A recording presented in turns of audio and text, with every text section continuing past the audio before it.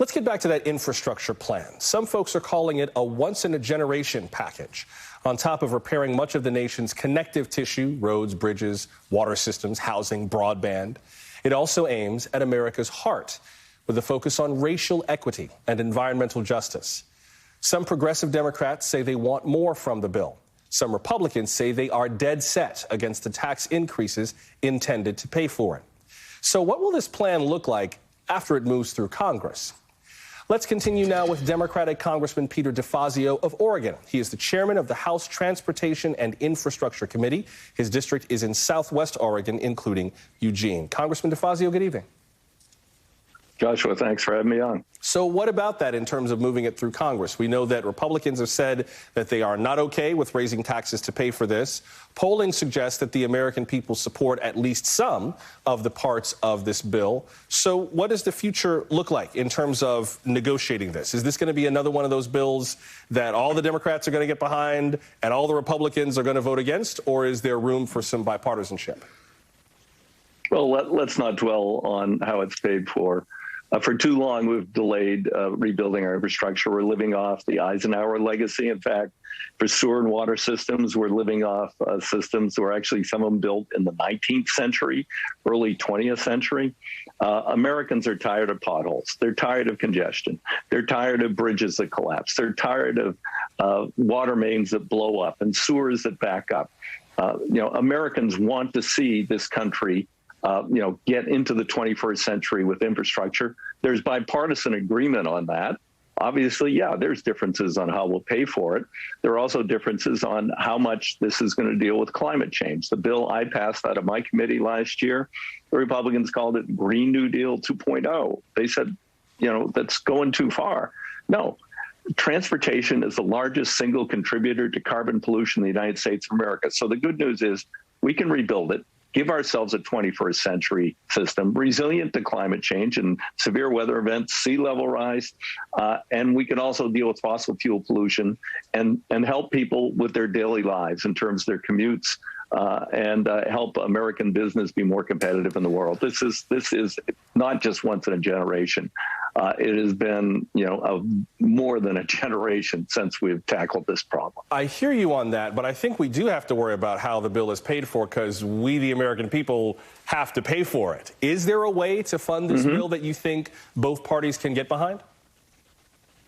Well, look, there wasn't a single Democrat who supported the Trump tax cuts pushed through with reconciliation. And that's the president's starting proposal is let's rescind some of those tax cuts, which benefited the largest corporations in the world.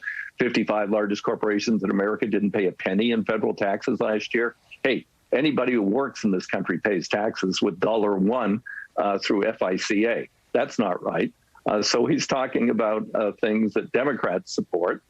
There can be some room for compromise here. Traditionally, we've paid for infrastructure with user fees. There's ways to finance this with bonds and potentially with user fees, but that's all got to be worked out. But let's just focus on what needs to be done to bring this country to the 21st century on infrastructure first. That's my job.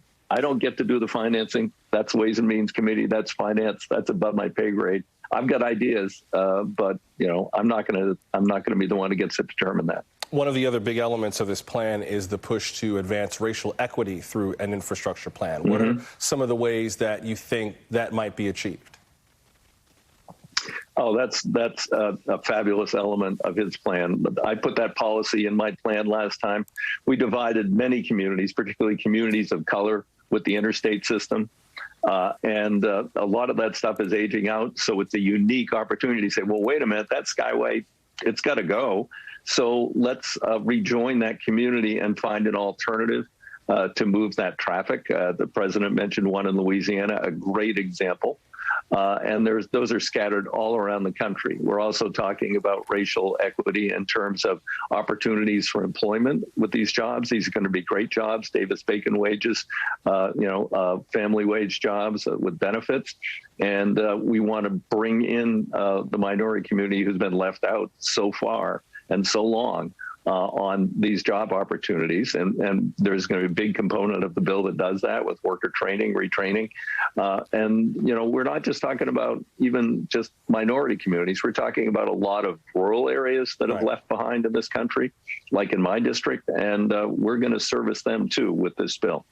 Before I let you go, Congressman DeFazio, I should ask you about what happened at the Capitol, particularly because there is an ongoing conversation about what should be done to secure the Capitol complex. After the attack yesterday, and granted, the barrier that stopped the vehicle is a barrier that's been there before, so that's not a new part of security at the Capitol. But given what happened yesterday, where do you stand in terms of what you want to see there before you feel as safe as you did there before January 6th?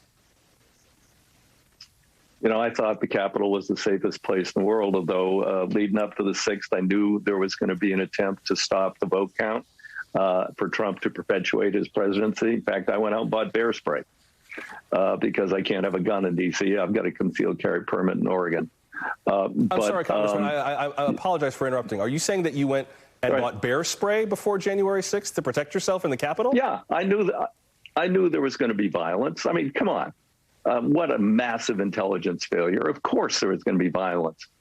Trump started talking about it in Pittsburgh. You know, if they don't count those votes, I'm still president because it goes to the states and I win. This was a concerted and I believe planned and encouraged effort by the president and his minions, particularly Stone and all those losers. And, you know, the fact that the Capitol was undefended and unprepared because it was, a Trump mob, that's another issue that raises a lot of questions about how we react to protesters, depending on what their color or race is. So there's a whole lot of questions. We need to have a thorough investigation of all the failures and find a path forward. I'm glad that Homeland now is focused on domestic terrorism, something that Trump totally ignored. White supremacy, Trump ignored, encouraged. We're getting on a better track here, but there's a heck of a lot to do. Oregon Congressman Peter DeFazio, I appreciate you making time for us, sir.